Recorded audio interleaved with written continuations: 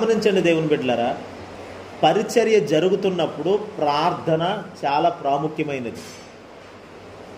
ఈరోజు భూమి మీద చాలా మట్టుకు పరిచర్య జరుగుతుంది, దేవుని పరిచర్య వెనకాల ప్రార్థన కూడా జరుగుతుంది. పరిచర్యతో పాటు సమానంగా ప్రార్థన కూడా జరగాలి. అదేంటండి, పరిచర్య చేసేటప్పుడు ప్రార్థన కూడా ఎలా జరుగుతుంది? ప్రార్థనకి అవకాశం ఎలా కుదురుతుంది? అందరూ పరిచర్యకి వెళ్ళిపోతే, అందరూ వాక్యం ప్రకటించడానికి, సువార్త ప్రకటించడానికి, ప్రభు అప్పగించిన పని చేయడానికి వెళ్ళిపోతే మరి ప్రార్థన ఎవరు చేస్తున్నట్టు? అలా చేసే గుంపులు ఉన్నాయి. అయితే ఒకవేళ వాళ్ళు చేసినా చేయకపోయినా పరలోకంలో తండ్రి కుడిపార్శ్వమున యేసయ్య విజ్ఞాపన చేస్తూనే ఉన్నాడు. రోజు ఎక్కడో చోట సువార్త జరుగుతుంది, ప్రతి సమయంలో జరుగుతుంది. 24 గంటలు, రోజుకి 24 గంటలు, 24 గంటల్లో కూడా దేవుని పరిచర్య, దేవుని పని భూమి మీద జరుగుతూనే ఉంది. మహిమ కలిగిన పని జరుగుతుంది. సార్వత్రిక సంఘము పని చేస్తూనే ఉంది. మరి పనితో పాటు ఏముండాలి? ప్రార్థన ఉండాలి. ఇప్పుడు ఆ ప్రార్థన సహాయం ఎక్కడి నుండి దొరుకుతుంది మనకనంటే, అదిగో పరలోకములో తండ్రి కుడిపార్శ్వమున యేసయ్య మనందరి కొరకు విజ్ఞాపన చేస్తున్నాడు. నేను గతంలో చెప్పున్నాను, విజ్ఞాపన ఎంత బలమైనదో. ఆ వాక్యాలు మళ్ళీ మళ్ళీ వింటే మనకు అర్థమవుతుంది. వినండి, విజ్ఞాపన ప్రభు చేస్తూ ఉన్నాడు. ఆ విజ్ఞాపన మనల్ని బలపరుస్తూ ఇక్కడ పని చేయటానికి, దానితో పాటు మనము కూడా ప్రార్థనలో ఉండటానికి అది మనకెంతో సహకారంగా ఉంటుంది. అందుకని పని ముఖ్యమే, ప్రార్థన ముఖ్యమే. అయితే ఇప్పుడు ప్రార్థన మానేసి పనికి వెళ్దామంటే కాదు, ప్రార్థన ఉండాలి, ఆ తర్వాత పని ఉండాలి. ప్రార్థనలోనే పని బయలుపరచబడతాయి. హల్లెలూయా. ప్రార్థనలోనే పని ఎలా చేయాలో తగిన జ్ఞానం అనుగ్రహించబడుతుంది. ప్రార్థన మూలంగానే పనికి తగిన సామర్థ్యం కూడా ఇవ్వబడుతుంది. హల్లెలూయా. ప్రార్థనలోనే ఆ పనికి కావలసిన మెటీరియల్స్ని ప్రభు ఇస్తాడు. ఏ పని అది? దేవుని పని, దేవుని సువార్త పని, సేవా పని. ఇప్పుడు ఈ పని అంతటికీ కావలసినటువంటి జ్ఞానము కానీ, ఆలోచన కానీ, తెలివితేటలు కానీ, దేవుడు మనకు అప్పగించిన పనిలో మనం కొనసాగటానికి కావలసిన సామర్థ్యము, బలము, శక్తి కూడా కేవలం ప్రార్థనలో నుండి మాత్రం పొందగలము. హల్లెలూయా. అందుకని ప్రార్థనను అసలు మనం నిర్లక్ష్యం చేయకూడదు. యేసు ప్రభు తెల్లారితే పగలంతా సేవ చేయాలి. ఇప్పుడు ఆయన ఏం చేస్తున్నాడు? ప్రార్థన చేస్తున్నాడు. ఆ ప్రార్థన బలమే రేపు పనికి ఉపయోగపడుతుంది. ఈరోజు సాయంత్రం నుండి రాత్రంతా ప్రార్థనలో ఉండి తెల్లారాక ఆయన పని మొదలెట్టేవాడు. దేవుని రాజ్యం నిమిత్తమైన పనిని మొదలెట్టేవాడు. మనం బ్రతికితే దేవుని రాజ్యం కొరకు బ్రతకాలి. మనం చేసే పని ప్రతిదీ పరలోక సంబంధమైన పనిగా మలుచుకోవాలి. మన పనులన్నీ కూడా. హల్లెలూయా. మన పని మన సొంత పని అన్నట్లుగా ఉండకూడదు. నేను చేస్తున్న పని అంతా దేవుని రాజ్యం నిమిత్తమే. నా పని కానీ, నా కట్టుబాట్లు కానీ, నా యొక్క వ్యవహారాలు కానీ, నా జీవన శైలి కానీ, నా జీవనాధారం కానీ ప్రతిదీ దేవుని రాజ్యాన్ని వైపే వెళ్ళాలి. హల్లెలూయా. ప్రతిదీ దేవుని రాజ్యం వైపే ఉండాలి. ఏది నా సొంతానికి చేయకూడదు. నా సొంతానికి నేను ఏది చేసినా కానీ అది ఫలించదు. ఫలించినా భూమి మీద వరకే. అది పరలోకం వట్టి చేతులతో వెళ్ళాల్సి వస్తుంది. పరలోకం వట్టి చేతులతో వెళ్ళాల్సి వస్తుంది. మన చేతులు వట్టి చేతులు కాదు. ఈ చేతులతో అనేక ఆత్మల్ని ఏం చేయాలో తెలుసండి? అగ్నిలో నుండి లాగినట్టుగా కొంతమందిని లాగాలి. మన ధనము కానీ, మన బలము కానీ, మన శక్తి సామర్థ్యాలు, తెలివితేటలు, ఏంటి విద్య లేకపోతే మనకి దేవుడిచ్చిన జ్ఞానం అన్నీ కూడా దేవుని రాజ్యము నిమిత్తమైన పనిలో భాగమైపోవాలంటున్నాను నేను. హల్లెలూయా. మన కొరకు మనం తిని, మన కొరకు మనం ఇల్లు కట్టుకొని, మన కొరకు మనం ఏది చేసినా అది పరలోకానికి చేర్చదో. మనం ఏమి చేసినాను ప్రభువు నిమిత్తమే. హల్లెలూయా. చదవండి ఆ మాట ఫిలిప్పీ పత్రికలో. చదువుదాం ఆ మాట.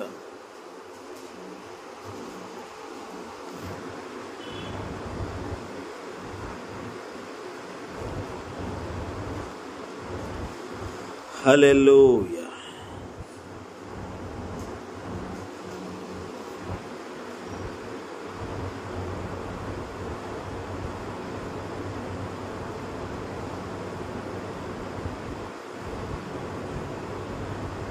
హల్లెలూయా.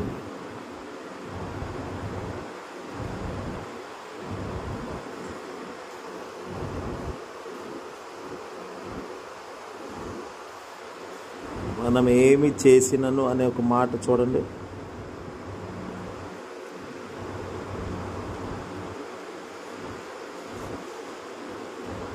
చూడండి, కొలస్సీ పత్రిక 3వ అధ్యాయం 24వ వచనం.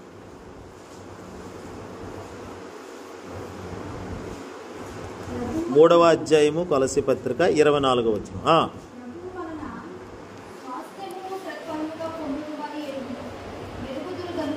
ప్రభువు వలన స్వాస్యము పొందుదుమని ఎరుగుదుము గనుక మీరేమి చేసినను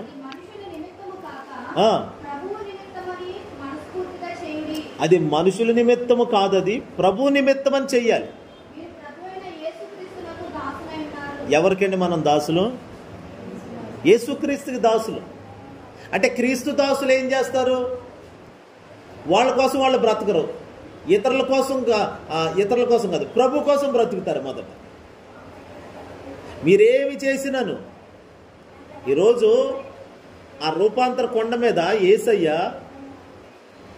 శిష్యులను 3 మాత్రమే వెంట పెట్టుకొని కొండ మీద ప్రార్థన చేస్తున్నాడు. మరి మిగతా శిష్యులు పనిలో ఉన్నారు, వారిని విడిచిపెట్టాడు. కొండ కింద వాళ్ళు, కొండపైనేమో 3 శిష్యులతో యేసుక్రీస్తు ఉన్నాడు. కొండపైన ప్రార్థన జరుగుతుంది. ఇప్పుడు పని సిద్ధపడాలంటే పనిని ప్రార్థనలోనే సిద్ధపరచుకోవాలి. పనిని హల్లెలూయా. మనము మన కోసమే అయితే ప్రార్థనను నిర్లక్ష్యం చేసేవాళ్ళుగా ఉండిపోతాం. కానీ మనం ప్రభు కోసం, నేను ఎవరి కోసం అంటే ప్రభు కోసం. ఒక వస్తువు ఉన్నదంటే అది మన కోసం. ఇప్పుడు ఈ సెల్ ఫోన్ ఉంది, ఇది నా కోసం. ఇది నా కోసం, నా మాటకే ఇది లోబడి, ఇది నేను ఎప్పుడు ఉపయోగించినా నాకు అనుకూలంగా పనిచేసేటట్లుగా ఉండాలి. ఇది నా కోసం. భూమి మీద ఉన్నవన్నీ మన కోసం దేవుడిచ్చాడు. మనమేమో దేవుని కోసం ఉండాలి. ప్రతి చెట్టు ఏమండి, ప్రతి విధమైనటువంటి ఈ ప్రకృతిలో ఉన్న సమస్తము కూడా మన కోసం దేవుడిచ్చాడు, మన కోసం ప్రభు ఇచ్చాడు. ఇప్పుడు మనమేమో దేవుని కోసం అంట. మనం దేవుని కోసం, మీరు దేవుని కోసం, ప్రభు కోసం. అందుకని ప్రభుకి మనం క్రీస్తుకి దాసులమై ఉన్నామని ఎరగండి. మీరు మీకోసం కాదు. మీరేమి చేసినాను మనుషుల నిమిత్తం కాక అది ప్రభువు నిమిత్తమని. వారికి వీరికి భయపడి వారి కోసం వీరి కోసం అని. ఎప్పుడు మనుషుల బంధాలన్నీ ఇలాగే ఉంటాయి కదండి. ఏం చేసినా వాళ్ళ కోసం వీళ్ళ కోసం. నా పిల్లల కోసం బ్రతుకుతున్నానండి, నా భర్త కోసం అండి, నా పిల్లల ముఖం చూశానండి. ఈ మాటలు కూడా లోకస్తులు విసిగిపోయి వారి జీవితం చాలించాలనుకున్నప్పుడు వాళ్ళు ఆ మాట ఉపయోగిస్తారు. నేను ఇంకెవరి కోసం కాదండి, పిల్లల కోసమే బతుకుతున్నానండి. ఇంట్లో గొడవలు జరిగిన భార్యాభర్తలకి ఇంక వెంటనే భార్య అంటుంది, నేను ఎవరి కోసం కాదు, ఇంకా వీడితో నాకు సంబంధం లేదు, అదిగో ఆ పిల్లల ముఖం చూశానంట. కానీ నిజమైన క్రైస్తవుడు చెప్పాల్సిన మాట ఏంటంటే, ఎవరి కోసం కాదు, నేను దేవుని కోసం ఉన్నాను. ఇక్కడ దేవుడు పంపించిన ఒక పని పాత్ర. ఆయనకు పని ఉంది భూమి మీద, నీతో పని ఉంది. ఆ పని నిమిత్తమే నీవు ఇప్పుడు ఆ పనిని అదిగో కొండ మీద చూపించాలని వాళ్ళని తీసుకెళ్ళాడు. హల్లెలూయా. వారి 3 అపోస్తులలో 3 ఒక లీడర్స్ అనుకోండి, పని అంతే కదండి. ట్రైనింగ్. హల్లెలూయా. బ్యాంకులో సభ్యులు చాలామంది ఉంటారు, లేకపోతే కస్టమర్స్ బ్యాంకుకి, ఎస్బీఐ బ్యాంకుకి కస్టమర్స్ చాలామంది ఉంటారు. మనందరికీ ఎస్బీఐ అకౌంట్లు ఉన్నాయి కదండి, బ్యాంక్ అకౌంట్లు ఉన్నాయి కదా, స్టేట్ బ్యాంకు ఏదో బ్యాంక్. కానీ మనందరికీ ట్రైనింగ్ ఇస్తారా? ఎవరు? కానీ అందులో ఉద్యోగాలు చేసే వాళ్ళకి ట్రైనింగ్ ఉంటుంది. ట్రైనింగ్ ఉంటుంది. ఒక 6 నెలలు అట్లా అప్పుడప్పుడు పెడతా ఉంటారు, 3 రోజులు కూడా విడిగా. ఇప్పుడు యేసు ప్రభు ఈ 3 తీసుకెళ్ళి ఒక ట్రైనింగ్ పీరియడ్ లాగా ఆ రూపాంతర కొండ మీద పెట్టి వారికి చూపిస్తూ ఉన్నాడు. ఆ మహిమ, ఆ అనుభవాలు అవన్నీ చూపిస్తుంటే అవంతా చూస్తూ ఉన్నారు. హల్లెలూయా. అందుకే యాకోబు పత్రికలో కానీ పేతురు పత్రికలో కానీ, యోహాను రాసిన సువార్తలో కానీ, పత్రికల్లో కానీ ఇవి వాళ్ళు ప్రస్తావించారు. వాళ్ళు హల్లెలూయా. ఇది రూపాంతర కొండ మీద జరిగినటువంటి అనుభవాలు ప్రస్తావించారు. చూడండి ఆ ముగ్గురు రాసిన మా పత్రికల్లో మొదట పేతురు చూడండి. పేతురు పత్రికలో ఈ బాల చందర రెండో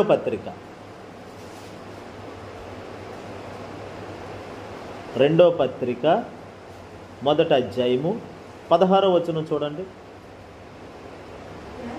16, 17.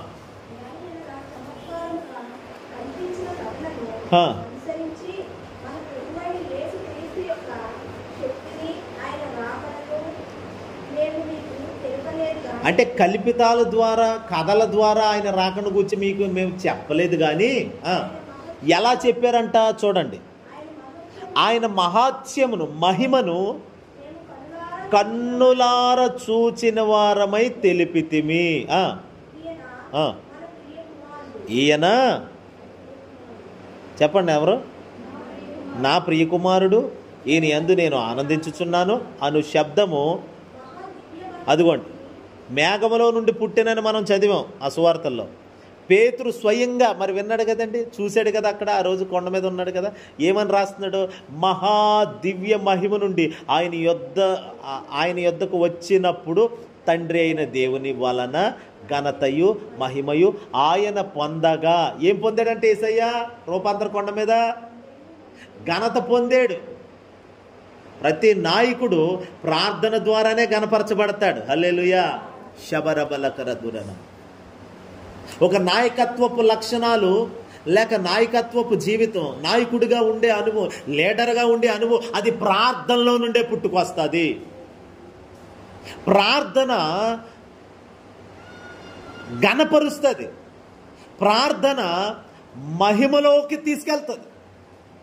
యేసు ప్రభు మహిమను పొందాడు, ఘనత పొందాడు. ఏమిటైన ఘనత, అయిన మహిమ అంటే తండ్రి కుమారులు ఏకమై మాట్లాడుకుంటుంటే ఆ మహిమ ఆయన ఆవరించింది. చూడండి, ఎవడు ఏ చాకలియు చలువు చేయలేనంతగా ఆయన వస్త్రాలు దగ మన మెరిసిపోతున్నాయి కదా. అంటే భూమి మీద ఏ చాకలి వాడు ఇక ఉతకలేడనమాట. ఇంత కూడా చిన్న మచ్చ కూడా లేదు, అంత ప్యూర్గా ఉన్నాడు ప్రభు. ఇప్పుడు ఆయన వస్త్రాలు అంత ప్యూర్గా ఉంటే ఆయన ఎంత ప్యూర్గా ఉన్నాడు చూడండి. హల్లెలూయా. ఏ లోపము లేనివాడిగా ఉన్నాడు. ఇదే పేతురు దానిని గూర్చే మాట్లాడుతూ ఆయన ఎలాంటి వాడో ఎట్టివాడో చూడండి రాస్తాడు. చూడండి ఆ పత్రికలో, ఆ మొదటి పేతురు పత్రికలోకి రండి. మొదటి పేతురు పత్రిక 2వ అధ్యాయము 22వ వచనం చదవండి. 22, 23.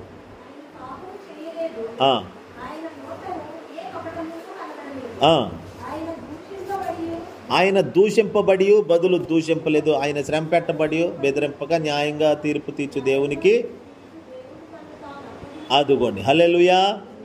అంటే ఆయన ఎంత ప్యూరిటీగా ఉన్నాడు, ఎంత క్లారిటీగా ఉన్నాడు. అసలు మర లేకుండా ఆ దివ్యమైన మహిమలో నుండి వచ్చినటువంటి ఆ శబ్దమును మేము విన్నాము.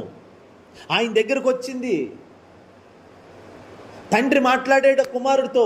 మాట్లాడిన తర్వాత ఇదిగో మేము ఆ మహిమను చూసాం, మేము ఆ మహిమకు మేము సాక్షులం ఇప్పుడు. హల్లెలూయా. మహిమకు వీళ్ళు ఏమయ్యారు? ఇప్పుడు సాక్షులయ్యారు. మేము చూసాం, కన్నులారా చూసిన మహిమను మీకు ప్రకటిస్తున్నా. ఒక మాట, మనం చూస్తేనే సాక్షులం అవుతాము, చూస్తే సాక్షులం అవుతాం, పొందుకుంటే క్రీస్తు వారమై ఉంటాం. చూసి సాక్షులు అవటం కంటే, అలాగని చూడకూడదని కాదు, చూడాలి. చూసిన దగ్గర నుండి అంటే దాన్ని పొందుకొనుట అనమాట. పొందుకొనుట. నేను చూశాను, నా కళ్ళు చూసినాయి, ఆయన మహిమను చూసినాయి. ఇప్పుడు చూసిన తర్వాత నేను ఇప్పుడు నా నోరిప్పి మాట్లాడుతున్నానంటే మహిమకు నేను ఒక సాక్షిగా మారుతున్నాను. ఇప్పుడు ఆయన మహిమకు నేను సాక్షిని.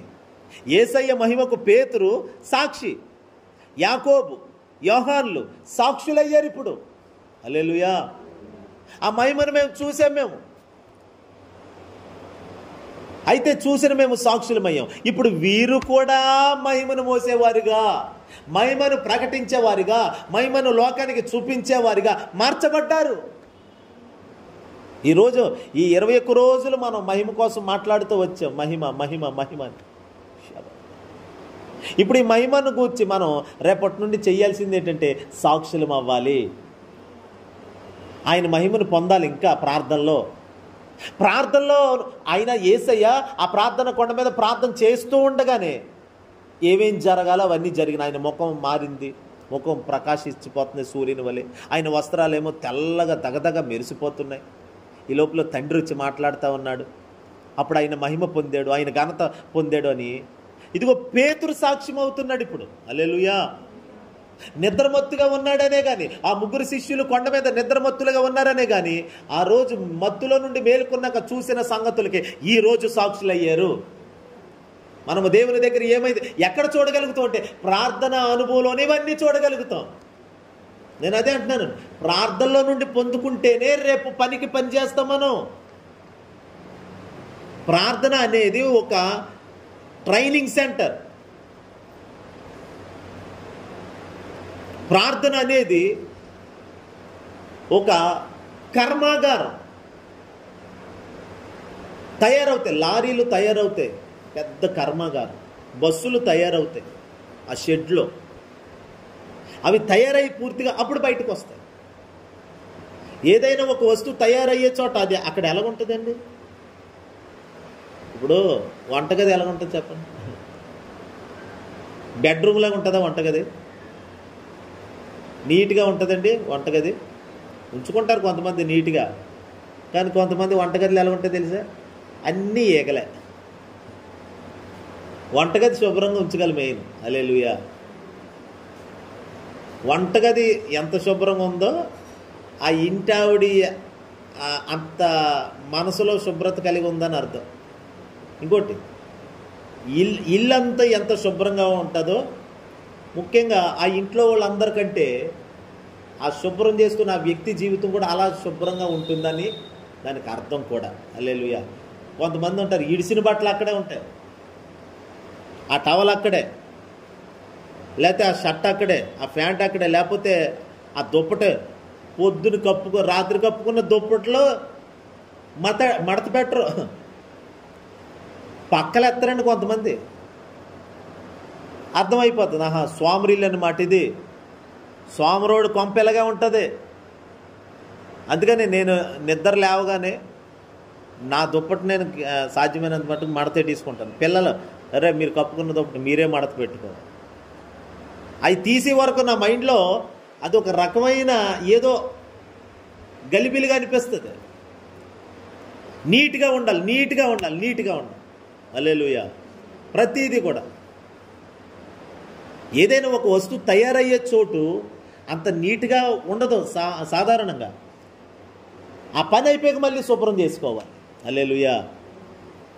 ఇప్పుడు ప్రార్థన గది ఎంత ప్రశాంతంగా ఉంచుకుంటామో మన జీవితం కూడా అంత ప్రశాంతంగా ఉంటుంది. ఇంకోటి చెప్పనా, అంటే ఇలా చేయాలని కాదు, నా బైబిల్లో ఏ మూల, ఏ పేపరు, ఏ కోణం కొన్నిసార్లు ఇలా మడతడిపోతాయి తెలుసండి. ఇలా చిన్నగా చిన్న మడతలు పడతాయి. ఆ చిన్న మడత పడినా నాకు అభ్యంతరం అనిపిస్తుంది, ఎందుకో తెలియదు, కానీ వెంటనే ఆ మడతలు తీసుకుంటాను. నా దగ్గర ఉన్న ప్రతి బైబిల్, నా మట్టుకు నా బైబిల్ ఎక్కడ మడత లేకుండా నీట్గా ఉంచుకోవడం నాకు ఆనవాయితీ. హల్లెలూయా. అలాగే ప్రతి విషయంలో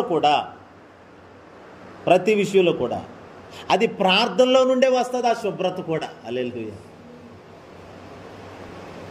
ప్రార్థనా గృహాన్ని చాలా శుభ్రంగా ఉంచుకోవాలి, నీట్గా ఉండాలి. ఆ ఇంటికి వస్తే, ఎవరైనా మీ ఇంటికి వస్తే కాసేపు ఉండాలనిపిస్తుందండి. ఇక్కడ ఏంటో కానీ మా ఇంట్లో కంటే మీ ఇంట్లో చాలా ప్రశాంతంగా అనిపిస్తుందండి. హల్లెలూయా. మన దగ్గర కొంతమంది సేవకులు వస్తారు దేవుని కృపలో, చాలాసేపు కూర్చుంటారు. ఇక్కడ భలే ఉందండి, అది అద్దిల్లు అయినా అది ఎవరిల్లు అయినా కానీ మరి అక్కడ ఏం జరిగిందో చెబితే పారిపోతారు. ఇక్కడ ఒక వ్యక్తి ఊరేసుకు చచ్చిపోయాడండి. అలానా? ఇప్పుడు అలాంటి భయాలు ఏమీ లేవు దేవుని కృపలో. హల్లెలూయా. అందుకని వాళ్ళు పాపం వాళ్ళకి ఆ భయం అంతా పోయినట్టుగా ఇంటి వాళ్ళకి మేము వచ్చాక ఇప్పుడు మమ్మల్ని ఖాళీ చేసేయమంటున్నారు. అందుకని చూడండి దేవుని బిడ్డలారా, ప్రార్థనలో ప్రతిదీ తయారవుతుంది.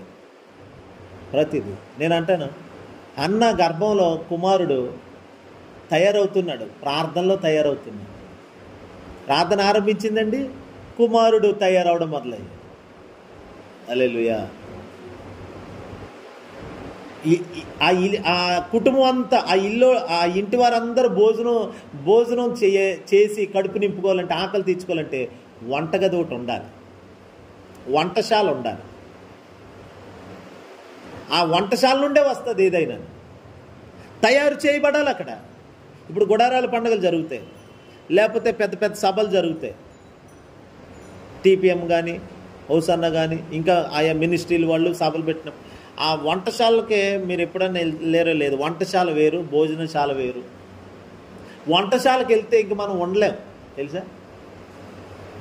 ఆ వంట చేసే చోట కూరగాయలు ఒక చోట, ఉల్లిపాయలు ఒక చోట, ఇవన్నీ తరుగుతూ ఉంటారు పనోళ్ళు.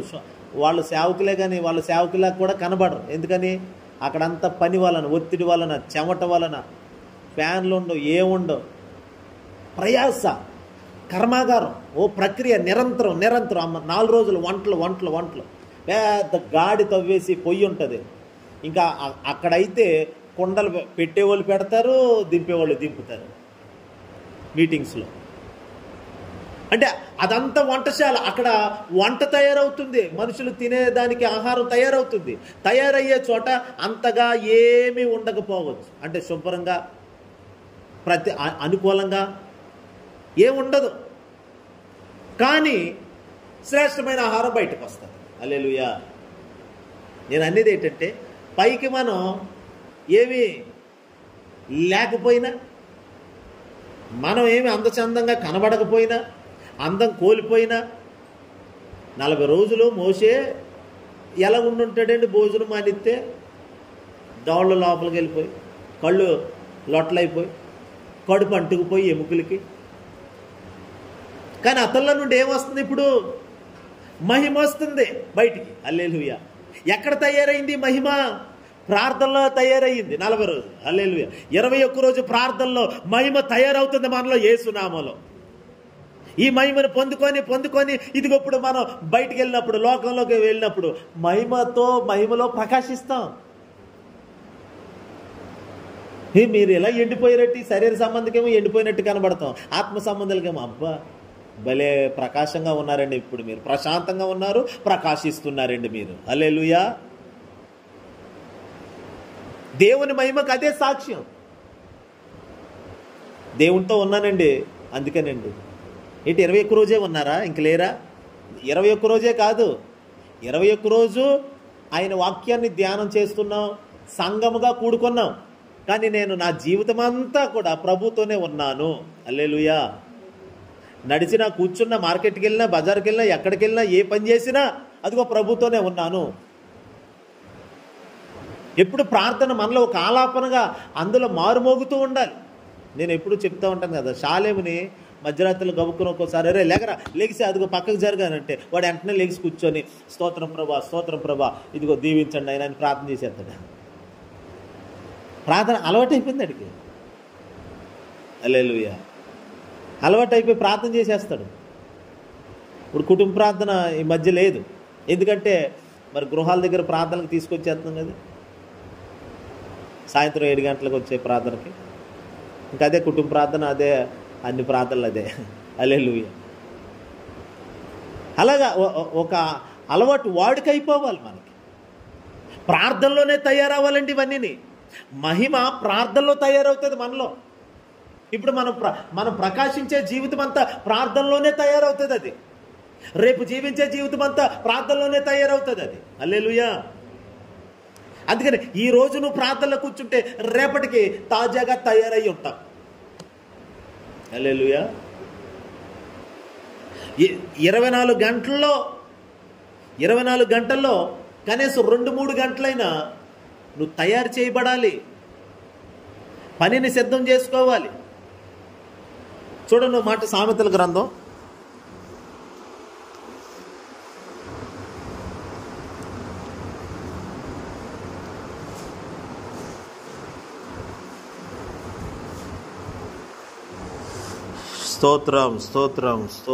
8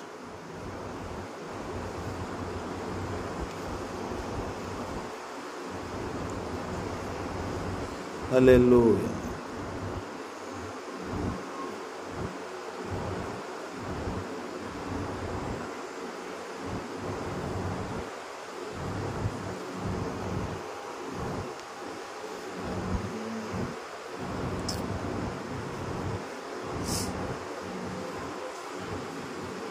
సామెతల గ్రంథములో ఒక మాట,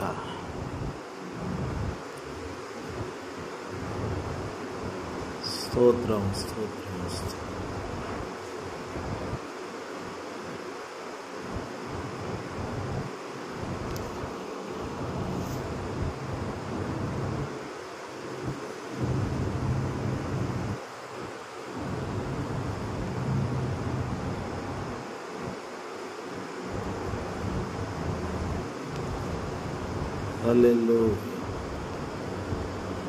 సామెతలు 24వ అధ్యాయం 27వ వచనం చూడండి.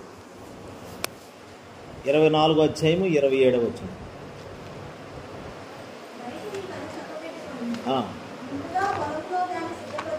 అదిగోండి. మళ్ళీ చదవండి అమ్మా. ఎక్కడ సిద్ధపరచాలి? మన పొలం ఏంటి? ప్రార్థన, వాక్యం. పొలం అది సంఘము, లేక కుటుంబ ప్రార్థన, వ్యక్తిగత ప్రార్థన, వాక్యము. పొలం అంటే లోకమని ఒక చోట వ్రాయబడింది బైబిల్లో. కానీ మరో చోట పొలములో ఇస్సాకు పొలములో ధ్యానం చేస్తున్నాడని ఉంది బైబిల్. ధ్యానం చేయాలంట. అంటే మన పొలం ఏంటంటే దేవుని సంఘమే. హల్లెలూయా. దేవునితో కూర్చోవడమే పొలము, దేవుని తోట. ఏదేనులో దేవునితో కూర్చున్నారు, దేవునితో సంచరించారు, దేవునితో నడిచారు ఆదామావులు. ఆ తర్వాత ఆయన కలుసుకునే లోపల మళ్ళీ వాళ్ళు ఆ తోట అంతటిని జాగ్రత్తగా సేద్యం చేసి కాపాడుతూ వచ్చేవారు. ఓ రోజు అపవాదిగాడి స్వరమిని, అపవాది మాటకి లోబడి వాడు చెప్పింది చేసిన కారణంగా అదిగోండి ఇద్దరు కలిసి పొలంలో కూర్చోలేదు, అంటే ధ్యానం చేయలేదు, ప్రభు దగ్గర కూర్చోలేకపోయారు, ప్రభు ఎదుటికి రాలేకపోయారు. అంటే మనం ప్రార్థనా గదిలో ప్రార్థనలో మన పనులు సిద్ధపడతాయి. మన మహిమ కలిగిన ప్రకాశించే జీవితం అక్కడే సిద్ధపరచబడుతుంది. అక్కడి నుండి బయటకు వచ్చాక ప్రకాశిస్తాము. మళ్ళీ ఈ రోజుకి సంబంధించిన మహిమను, కృపను, అభిషేకాన్ని, నడిపింపుని, ఆలోచనను అన్ని ప్రార్థనలోనే పొందుకొని అప్పుడు పనికి సిద్ధపడాలి. అంటే బయట ఆ పని కూడా నా నిమిత్తం కాదు. ఒకవేళ ఉదాహరణ చెప్తున్నాను, ఒక విశ్వాసి భార్యని బిడ్డల్ని పోషించుకొని కుటుంబాన్ని పెంచుకోవాలి. ఇప్పుడు అందుకొరకు బయటికి వెళ్ళి కష్టార్జితం సంపాదించాలి. ఇప్పుడు అలా సంపాదించేది కుటుంబం కొరకు అవుతుంది, కానీ దేవుని కొరకు ఎలాగవుతుంది? అలాగని సంపాదించకూడదా? అట్లా అనరాదు. సంపాదించి తెచ్చి అదిగోండి కుటుంబాన్ని పోషించుకోవాలి. అమ్మ, మనం బ్రతికే దేవుని కోసమే. ఎందుకు తింటున్నామో తెలుసా? ఆహారం దేవుని కోసమే. మనం తినను తినకపోయినాను దేవునికి మహిమ వచ్చేటట్లుగానే జీవించాలి. తినినా ప్రభు కొరకే, తినకపోయినా ప్రభు కొరకేనని వాక్యంలో రాయబడింది. పిల్లలు కూడా చెప్పాలి, భార్యాభర్తలు కూర్చొని మాట్లాడుకోవాలి. మనం ఏం సంపాదించినా అది దేవుని కోసమే. మనం ఎంత తినినా, ఈ ఆహారం ఎందుకు తింటున్నావు? నేను తిని దేవుని పని చెయ్యాలి. నేను ఎందుకు ఉపవాసం ఉన్నావు? నా ఉపవాసం దేవుని రాజ్యానికి ఉపయోగపడేలాగే ఉండాలి. అందుకే ఉపవాసం అంటున్నాను. హల్లెలూయా. నా సంపాదన, అవును నేను రోజు ఇన్ని వేల రూపాయలు సంపాదిస్తున్నాను, దేవుని పని నిమిత్తమే, సువార్త ప్రకటన కొరకు, ఆత్మల రక్షణార్థమై, నా పోషణార్థమై. ఇలా ప్రతీది దేవుని రాజ్యానికే అది వెళ్ళిపోవాలంతే. హల్లెలూయా. ఎన్ని పిల్ల కాలువలు ప్రవహించినా ఎందులో కలుగుతాయి చెప్పండి? సముద్రంలో కలుగుతాయి కదా. ఇప్పుడు ఈ కాలువలు, ఈ నదులు ఇవన్నీ వెళ్ళి ఎక్కడ కలుగుతాయి? మహాసముద్రంలో కలిసిపోతాయి కదా. అంటే దేవుని రాజ్యం వైపే వెళ్ళిపోవాలి. మనం ఏం సంపాదించినా, ఏది కలిగి ఉన్నా, ఏ తలాంతు కలిగి ఉన్నా, ఏ టాలెంట్ మనలో ఉన్నా, ఎంత సంపాదన ఉన్నా, మన ఇల్లు అయినా, లేకపోతే మన ఒళ్ళైనా, మన శరీరమైనా, మన బలమైన, మన శక్తి అయినా, మన జ్ఞానమైనా, లేకపోతే మన తెలివితేటలు, ముఖ్యంగా మన బంధుజనము, బలజనము ఏదున్నా అది దేవుని రాజ్యానికి ఉపయోగపడేలాగా మార్చేసుకోవాలి మనం. హల్లెలూయా. అయితే దేవుని పనిని మనం ఎక్కడ సిద్ధం చేసుకోవాలి? దేవుడు మనకిచ్చే పనిని అది ప్రార్థనలో పొందుకోవాలి ప్రత్యక్షత. ఈరోజు యేసయ్య రూపాంతర కొండ మీద తన శిష్యులతో అదిగో ప్రార్థనలో ఉన్నాడంటే మహిమ ఆయన్ని సిద్ధపరుస్తుంది అక్కడ. హల్లెలూయా. రెండోది ఏంటంటే ఆయన ప్రకాశించే జీవితం అక్కడే ఉంది. రేపు అద్భుతాలు చేయాలి, రేపు తెల్లారితే అద్భుతాలు చేయాలి, రోగులు ముడితే వాళ్ళకి స్వస్థత రావాలి. అది ఎక్కడ ఉంది? అది ప్రార్థన, మహిమలో. మహిమకరమైన జీవితం అదే. రేపు ప్రజలకు మహిమనివ్వాలి. నేను ప్రజలు దేవుని మహిమను చూడాలంటే ఇక్కడ నేను ప్రార్థనలో ఉండి మహిమను పొందాలి పొందాలి పొందాలి పొందాలి పొందాలి. ఆ మహిమను తీసుకొచ్చి వాళ్ళని ముడితే, గుడ్డోడిని ముడితే గుడ్డివాని కన్నులు తెరవబడెను. హల్లెలూయా. మోగవాడిని ముడితే మోగవాడు మాట్లాడెను. హల్లెలూయా. చెవిటివాడికి ఇలా చేతులు పెట్టి యెఫ్తతా అని చెప్పగానే చెవులు తెరవబడెను. ఎలాగా? ఇవన్నీ ఈ మహిమకరమైన కార్యాలు ఎలా వచ్చినాయంటే అదిగో ఆయన ఆ కొండకి వెళ్ళిపోతాడు, ప్రార్థన చేస్తాడు. ప్రార్థనలో నుండి ప్రార్థన దేవుని దగ్గరికి వెళ్తుంది, తండ్రి దగ్గరికి. ఆ వెళ్ళిన ప్రార్థన మహిమను తీసుకొస్తుంది. ఆ మహిమతో నింపబడి కప్పబడి ఆ మహిమను మోసుకొచ్చి ప్రజలకు ఇస్తాడు ఆయన. ఇది మహిమకరమైన సేవ, ఇది మహిమకరమైన జీవితం. ఇది ఆనాడు యేసయ్య చేశాడు. ఇప్పుడు మనకి పని అప్పగించి వెళ్ళాడు. ఆ పనిని చేయడానికి, రేపటి దేవుని రాజ్యపు పనిని మనం చేయడానికి ఈ రోజు పొలంలో సిద్ధంగా ఉండాలి, సిద్ధపరచుకోవాలి. ఇక్కడ మళ్ళీ చదవండి సామెతలు 24 ఎంతది? 24 అధ్యాయం 27 వచ్చింది. మరొకసారి చదవండి. బయట నీ పనిని ఎక్కడమ్మా? పని ఎక్కడ మనకే? ఇంట్లో కూర్చొని సువార్త అంటే అవుతుందండి? ఆత్మల రక్షణ అని ఇంట్లో నలుగురు కూర్చొని మాట్లాడుకుంటే అవుతుందా? బయట పని చేయాలి, లోకంలోకి వెళ్ళాలి, మనం ప్రయాసపడాలి. ప్రభు కొరకు ఒక మాట అయినా చెప్పాలి, ఓ పత్రిక అయినా ఇవ్వాలి. అయితే ఎవరికి ఇవ్వాలి ప్రభువా? ఎంతమందికి ఇవ్వాలి ప్రభువా? ఎలా నడిపిస్తావు ప్రభువా? నాకు జ్ఞానం కావాలి, వివేచన కావాలి, పావురు వలె నిష్కపటమైన హృదయం కావాలి, పాముల వలె వివేక హృదయం నాకు కావాలి ప్రభువా, వివేకము నాకు ఇవ్వండి ప్రభువా అని ఆ పొలంలో అడగాలి. బయట పని చక్క పెట్టాలి. పని ఉంది బయట. నువ్వు ఇంట్లో నుండి బయట అడుగట్టుగానే పని మీద అడుగు పెట్టాలి. మార్కెట్కి వెళ్తున్నావు కానీ ఆ మార్కెట్కి వెళ్ళి శనివారం మార్కెట్కి వెళ్ళి బజార్ చేసుకొని వస్తాం కదా, వెళ్తున్నామంటే దేవుని పనికి ఉపయోగపడేలాగా ఏదోటి చెయ్యాలి. ఓ పత్రిక ఇవ్వడం అవుతుందా? అయితే ఇవ్వడం అవ్వలేదా? ప్రార్థన చేసుకుంటూ వెళ్ళు. ఆ మార్గం గుండా ప్రార్థన చేసుకుంటూ వెళ్ళి ఈ రోడ్డు మీద ఎంతమంది నడిచారు వాళ్ళు రక్షించు ప్రభువా. వచ్చేటప్పుడు ఈ రోడ్డు మీద ఎంతమంది నడిచారు వాళ్ళు రక్షించు ప్రభువా. కూరగాయలు కొట్టే దగ్గర కూరగాయలు కొంటున్నారు, 1/2 కేజీ బెండకాయలు వేయండి అన్నారు. ఈ లోపల ఈయన్ని రక్షించండి ప్రభువా. ఈ కొట్టి దగ్గరికి ఎంతమంది వస్తున్నారు వాళ్ళందరిని రక్షించండి ప్రభువా. ప్రార్థన ఆలాపనగా జరిగిపోతూ ఉండాలి. హల్లెలూయా. ఏదోటి ప్రభు పనే చేస్తూనే ఉండాలండి. అలాగా మనము ప్రార్థనలో నుండి పనిని తెచ్చుకోవాలి. ప్రార్థనలో నుండి ఆ పనికి తగిన బలము, శక్తి, మహిమ, ఘనత అదిగో ప్రార్థనలో నుండి తెచ్చుకోవాలి.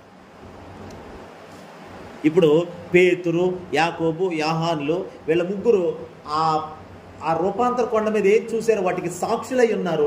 ఆయన ఎంత ప్యూరిటీగా, ఎంత క్లారిటీగా, ఎంత నిస్వార్థమైన ప్రేమ కలిగి పాపము లేని అతి పరిశుద్ధుడిగా ఉన్నాడో ఆయన గుణాలను దగ్గరుండి చూసిన వారుగా సాక్ష్యం పలుకుతున్నారు. మహిమకు సాక్షులయ్యారు, ఘనతకు సాక్షులయ్యారు ఇప్పుడు వాళ్ళు. హల్లెలూయా. అది మొదటిగా పేతురు ఇచ్చిన స్టేట్మెంట్ చూసాం. ఇప్పుడు చూద్దాం, చూడండి. పేతురు యాకోబు పత్రికలో యాకోబు ఇచ్చిన ఆ సాక్ష్యాన్ని కూడా పరిశీలన చేద్దాం. చూడండి. ఈ బాల చందర బల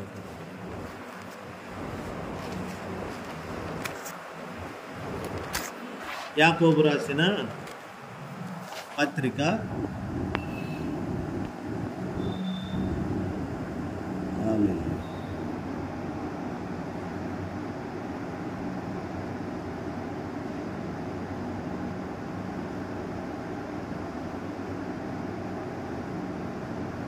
స్తోత్రం స్తోత్రం స్తోత్రం స్తోత్రం.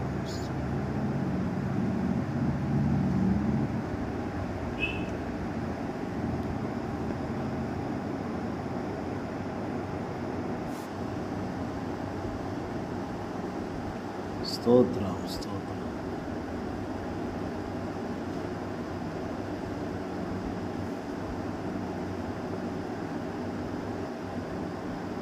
ఇదిగోండి యాకోబు పత్రిక. సారీ, నేను ఎక్కడో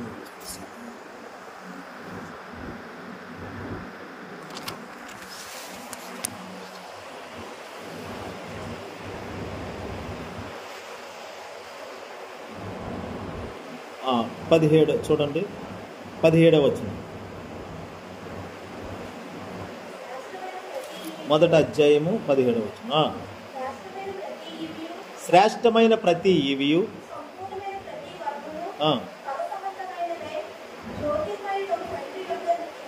వచ్చును, ఆయన యందు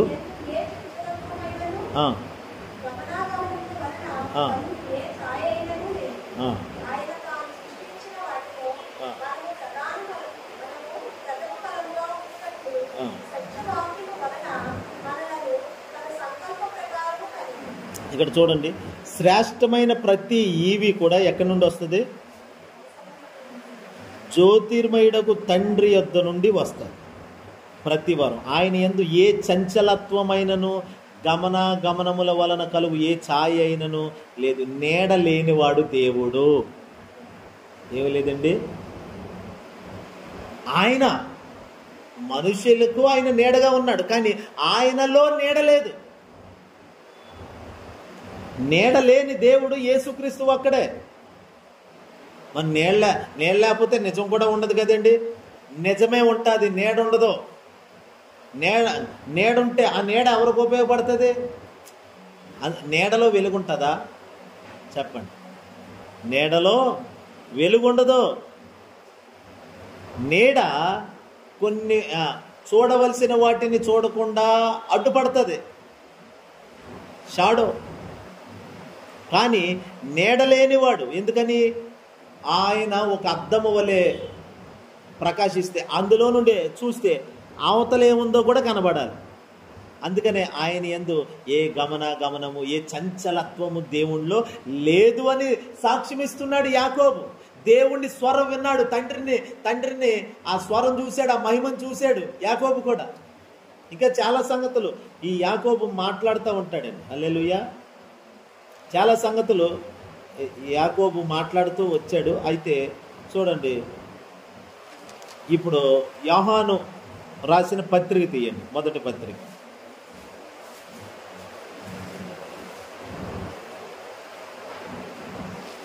యోహాను రాసిన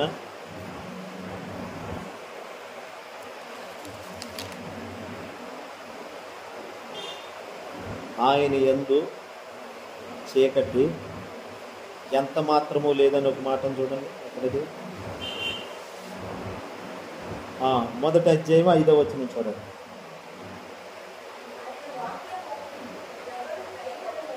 యోహాను రాసిన మొదటి పత్రిక మొదటి అధ్యాయము 5వ వచనం. మొదటి పత్రిక యోహాను రాసిన మొదటి పత్రిక. మీరు సరిగ్గా చూడండి. మొదటి పత్రికనా, మొదటి అధ్యాయము 5వ వచనం. మేము ఆయన వలన విని మీకు ప్రకటించు వర్తమానం ఏమనగా, దేవుడు వెలుగై ఉన్నాడు, ఆయన యందు చీకటి ఏ మాత్రము చీకట్లేదు దేవుళ్ళో. ఇంకోటి చెప్తాడండి, ఇంకోటి చెప్తాడు. ఆ 2వ వచనం కూడా చూడండి, కాదు 1వ వచనం నుండి చదవండి. జీవవాక్యమును కూర్చున్నది ఆది నుండి ఏది ఉండెనో, అమ్మా మేము ఏది వింటిమో, కన్నులార ఏది చూచితిమో,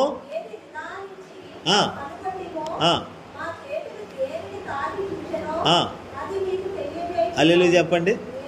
ఇప్పుడు వీళ్ళు అమ్మా, ఇప్పుడు వీళ్ళు ఆది నుండి ఏదైతే ఉన్నదో దానిని మా కనులారా చూసే మేము, ఏదైతే నిదానించి కనుగొన్నామో, పరీక్షించి తెలుసుకున్నామో, దానిని మా చేతులు దేన్నైతే తాకి ప్రభువుని పట్టుకొని చూసే, ఇప్పుడు మేము దానికి సాక్షులమై ఉన్నాం. ఇప్పుడు మేము అంటే ఎక్కడ పట్టుకున్నారు, ఎక్కడ తాకారు, ఎక్కడ చూశారు? మీరు చూసిన స్థలం ఏది? తాకిన స్థలం ఏది? పొందుకున్న స్థలం ఏది? నేర్చుకున్న స్థలం ఏది? అంటే అదిగో మా ప్రార్థన అనే ఒక చోటు ఉంది. మాకు ప్రత్యేకమైన ప్రార్థన అనే చోటు ఉంది. హల్లెలూయా. మరి మీకు ఉందండి రోజు చోటు ఉందా? 24 గంటల ప్రార్థనకు చోటు ఉందా? హల్లెలూయా.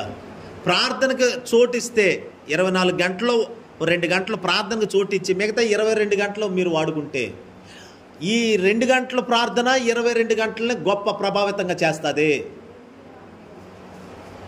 24 గంటల్లో రోజుకి 2 గంటల ప్రభుతో గడిపి, లేక 3 గంటలు గడిపి, ఒక 20 గంటలో లేకపోతే 22 గంటలో నువ్వు తీసుకుంటే, ఈ 22 గంటలు కూడా మీకు బహు ఆశీర్వాదంగా ఉంటుంది.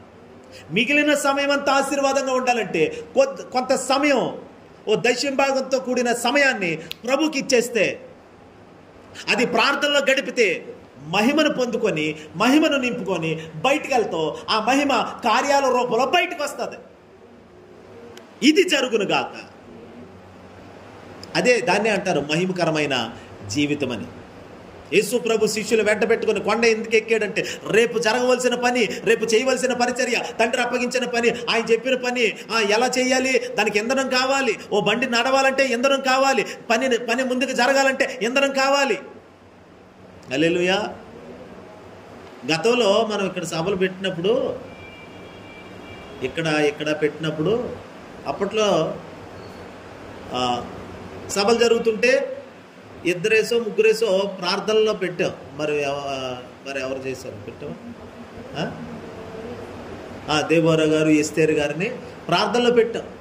మీటింగ్లు అయ్యే వరకు ఇంకా వాళ్ళు ఆ రోజు మీటింగ్ అయ్యే వరకు ప్రార్థనల నుండి లేవకూడదు. ఇక 3 గంటలు జరిగితే 3 గంటలు, 4 గంటలు జరిగితే 4 గంటలు అలా. ఇప్పుడు నెహెమ్యా ప్రేయర్ టీం కూడా అంతే. ఆ టీంలో కొంతమంది సేవకులు ఉంటారు, విశ్వాసులు ఉంటారు, మీలాంటి వాళ్ళు. ఇప్పుడు మీరు ఇక్కడ ప్రార్థన చేస్తుంటే మేము కొంతమంది అక్కడికి వెళ్ళి సువార్త ప్రకటించి వస్తాం. అంటే ప్రార్థన జరుగుతుంది, పని జరుగుతుంది. పనికి ఇంధనము ప్రార్థనే. హల్లెలూయా. సువార్తకు ఇంధనం అంటే, అందుకనే సువార్త ప్రకటించే వాళ్ళు ఏ ప్రాంతానికి వెళ్ళాలి, ఎవరి దగ్గరికి వెళ్ళాలి, సరైన వ్యక్తులను నా దగ్గరికి తీసుకురా ప్రభువా, లేకపోతే సరైన వ్యక్తుల దగ్గరకు నన్ను మీరు నడిపించండి అని అడిగి ప్రార్థనలో ఒక నడిపింపు పొందుకొని ఆ ప్రాంతం ఏమిటో తెలుసుకొని అప్పుడు పనికి బయలుదేరాలి. అయితే మళ్ళీ చేయాల్సిన పని ఏంటంటే ఇంకోటి, కొంతమందిని ప్రార్థనలో కూర్చోబెట్టి నేను వచ్చే వరకు ప్రార్థనలో ఉండను అని చెప్పాలి. హల్లెలూయా. పేతురు అలా పని మీదే వెళ్ళాడు, సువార్తకి వెళ్ళాడు. సంఘం అంతా ప్రార్థన చేస్తున్నారు. సంఘం అంతా ప్రార్థన చేస్తుంటే పేతురు గారిని పట్టుకొని చెరసాల్లో వేసారు. ఇప్పుడు చెరసాల్లో ఉన్నా దేవుని పని మీద ఉన్నాడు పేతురు. హల్లెలూయా. దేవుని పని నిమిత్తమే కదా చెరసాల్లో వేశారండి. చెరసాల్లో దేవుని పని నిమిత్తమే చెరసాల్లో వేస్తే అక్కడ సంఘం అంతా ఏం చేస్తుంది? అదిగో ప్రార్థన చేస్తుంది. అదే అంటున్నాను దేవుని బట్టి. మీరు కూడా నెహెమ్యా ప్రేయర్ టీంలో భాగస్తులై ఉండాలి. ఎందుకంటే మేము ఎప్పుడెప్పుడు వెళ్తామో, వెళ్ళినప్పుడు ఆ సువార్తకి, ఆ ప్రార్థన గుడార పరిచర్యకి వెళ్ళినప్పుడు మీరు ఇక్కడ ఖచ్చితంగా కొంతమంది అంటే మీ గృహాల్లో ఒక కాన్ఫరెన్స్లో కానీ అలాగే 2-3 కాన్ఫరెన్స్ కల్పించుకొని మేము ఏ ఏరియాకి వెళ్తామో చెప్తాం కాబట్టి ప్రభు ఇచ్చిన దర్శనాన్ని బట్టి ఆ ప్రాంతాన్ని గురించి ఇక్కడ ప్రార్థన జరుగుతూ ఉండాలి, అక్కడ పని జరుగుతూ ఉండాలి. హల్లెలూయా. పని ప్రార్థనలోనే జరుగుతుందమ్మా. ఈరోజు మీ ఇంటి పనులన్నీ చాలా ఉన్నాయి, పని ఎక్కువగా ఉంది. అయితే ముందు వేకుజామున లేచి ప్రార్థన మొదలెట్టేసి కొండెక్కేసి అంటే ప్రార్థనలోకి వెళ్ళిపోయి ప్రార్థనలో ఈరోజు ఒత్తిడిగా ఎన్నో పనులు కనబడుతున్నాయి, ముందు పనులు ఎక్కువ ఉన్నాయని ప్రార్థన మానిస్తేనే అలసట వచ్చేస్తుంది, బలహీనతలు వచ్చేస్తే మళ్ళీ మరుసటి రోజు ఇంకా ప్రార్థనకు రావు, ఆదివారం ప్రార్థనకు రావు. ఎందుకని? ఎక్కువ పని ఉన్న రోజు పని వైపు చూశారు, ప్రార్థన వైపు చూడలేదు. కాబట్టి మార్తా నువ్వు అనేకమైన పనులు పెట్టుకొని తొందరపడిపోతున్నావు. ముందు గడపవలసిన స్థలంలో కొంత సమయం గడిపే, ఇది అయిన తర్వాత అప్పుడు పని మొదలెట్టుకో. అప్పుడు నీకు దేవదూతల సహాయం నీకు దొరుకుతుంది. దేవదూతలు నీ పనిలో నీకు సహకారులు అవుతారు. హల్లెలూయా. అప్పుడప్పుడు కొంతమంది అంటారు ఒక్కడితో పళ్ళపోతున్నామండి. ఎవరో కానీ అన్నారమ్మా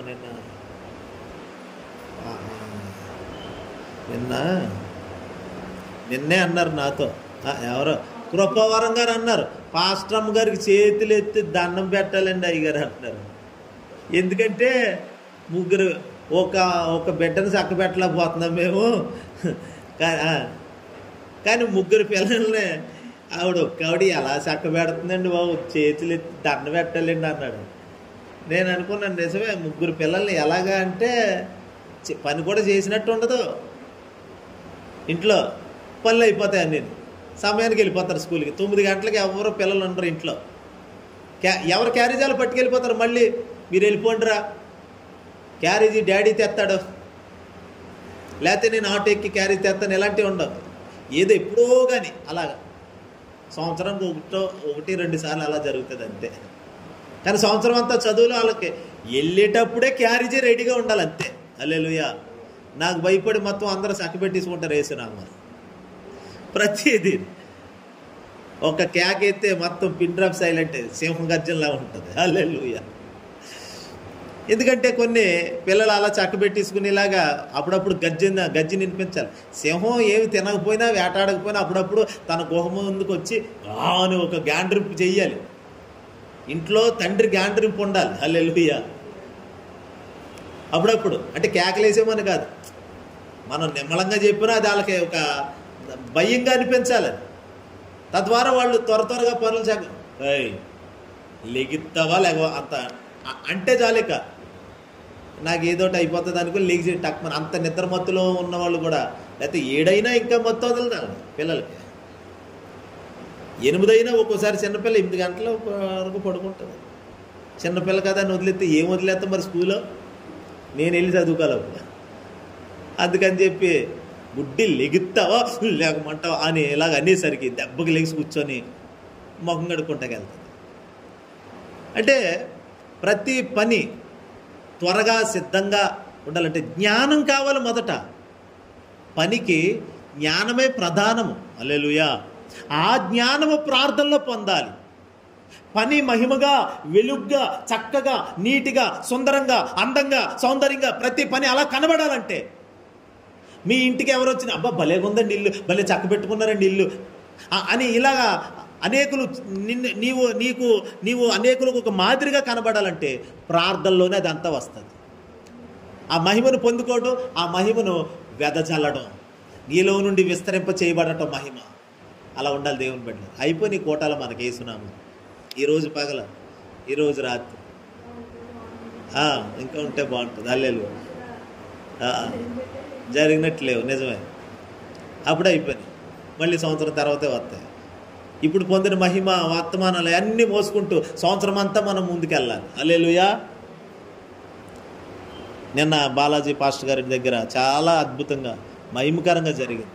ఈరోజు సత్యం గారి దగ్గర లాస్ట్ రోజులు దేవుడు చక్కగా ఎందుకో దేవుడిచ్చిన తలంపు, వారు కూడా నాతో చక్కగా ఏకీభవించారు సేవకులు. అయ్యగారు పెట్టండి, తప్పకుండా పెట్టండి, మేము కూడా 21 రోజు ప్రార్థనలో భాగస్థులం అవుతాం అన్నట్లు మీ అందరినీ తీసుకెళ్ళాలని కూడా నాకు ఆశ ఉంది. హల్లెలూయా. ఈరోజు సత్యం గారి ఇంటి దగ్గర చక్కగా అది కూడా జరగాలని మీరు ప్రార్థన చేయండి. ఇంటి దగ్గర మీరు ఇంటి దగ్గర నైట్లు ప్రార్థన చేయండి. మేము అక్కడికి వెళ్ళి ఈరోజు చక్కగా ప్రభు కృపలో అది జరిగించి వస్తాం. ఇంకా రేపు పగలు ఒక్కటే ఇక్కడ ఉంటుంది, రేపు రాత్రికి మన ఇంటి దగ్గర దీవెన. మీరు రాండి, తప్పకుండా రండి. మానకూడదు, లాస్ట్ కూటం అది, లాస్ట్ ఆశీర్వాదం పోగొట్టుకోకూడదు. మహిమ ఆఖరిలో మహిమ ఉంటుంది, అది అస్సలు పోగొట్టుకోవద్దు. దయచేసి ఏదో రకంగా వచ్చేసాను, ఏదో చెప్పుకొని వచ్చేసి పిల్లలు కూడా తీసుకురండి తప్పకుండా. ఎందుకు భోజనాలు ఏర్పడిన చేత మిగిలిపోతాయి లేకపోతే హల్లెలూయా. కాబట్టి అసలు గిరి అనుకుని రమ్మని చెప్పండి అమ్మా, కృపవరంగా అనుకుని రమ్మని చెప్పండి. కాబట్టి ఎవరు మానకుండా రేపు రాత్రి మిగిలిన ఆఖరి కూటం మన ఇంటి దగ్గర జరుగుతుంది. బహు మహిమకరంగా ప్రభు జరిగించబోతున్నాడు అది. హల్లెలూయా. అంటే ఈ కూటాలు ఆఖరు, అంతేగాని ప్రార్థనలు ఆఖరు కాదు. ప్రార్థన కంటిన్యూ జరుగుతూనే ఉంటుంది ఇంకా. హల్లెలూయా. ప్రభు మనకి వాడుకగా నేర్పించాడు కాబట్టి ఇక మహిమగా ఉండబోతుంది. పేతురు చూసిన మహిమ, యాకోబు చూసిన మహిమ, యోహాను చూసిన మహిమ, వాళ్ళు సాక్షులు అయ్యారు దానికి. ఆ మహిమను వాళ్ళు మోసుకుంటూ తిరిగారు, ఆ మహిమను ప్రకటించుకుంటూ తిరిగారు. ఆ మహిమ వారిలో నుండి కార్యాల రూపంలో బయటకు వచ్చింది. అందుకే పేతురు నీడ అదిగోండి మహిమతో నింపబడింది. ఒట్టి నీడతో పని ఏముంటుందండి? ఒట్టి నీడ ఏమన్నా ఎవరికైనా మేలు చేస్తుందా? కానీ పేతురు నీడ ఒక రోగికి స్వస్థతనిచ్చింది. ఎలాగా? మహిమ అండి, మహిమ. వారి శరీరం అంతా, దేహం అంతా. ఇప్పుడు నా ఆశ ఏంటో తెలుసా? ఈ మహిమ కోసం ఇన్ని రోజులు మాట్లాడుతూ వచ్చామా? హల్లెలూయా. ఈ మహిమతో నేను నిండిపోయి, నా నీడేంటి, నా వస్త్రాలు ఏంటి, అంతా మహిమతో నిండిపోయి రోగుల మధ్యకి వెళ్తే స్వస్థత రావాలి. నా కోసం కాదు మహిమ, ప్రభు పని అదే. రోగులు బాగుపడాలి, బంధకాల్లో ఉన్న వారి బంధకాలు తెగిపోవాలి. హల్లెలూయా. చెరలో ఉన్న వారికి విడుదల రావాలి. హల్లెలూయా. వ్యాధిగ్రస్తులు బాగుపడాలి, చచ్చిపోయిన వారు లేపబడాలి. ఈ మహిమ బయటికి రావాలి. నాకొద్దు ఈ మహిమ, నేను వాడుకునేది కాదు ఇది, ఆయన పనికి వాడే మహిమ ఇది. ఇప్పుడు మీరు నేను పొందిన మహిమ మన కోసం కాదు, ఇది ప్రజల విడుదల కొరకే, లోకము విడుదల కొరకే. లోకము దేవుని మహిమను చూచినట్లుగా కావాలి మహిమ. అది ప్రార్థనలో దొరుకుతుంది మనకి. సమృద్ధిగా ప్రార్థనలో మీరు ఉండండి, దేవుడు గొప్ప కార్యాలు చేస్తాడు. దేవుడి మాటలో మన వినికిలో దీవించును గాక. ఆమేన్. ప్రార్థన చేసుకుందాం.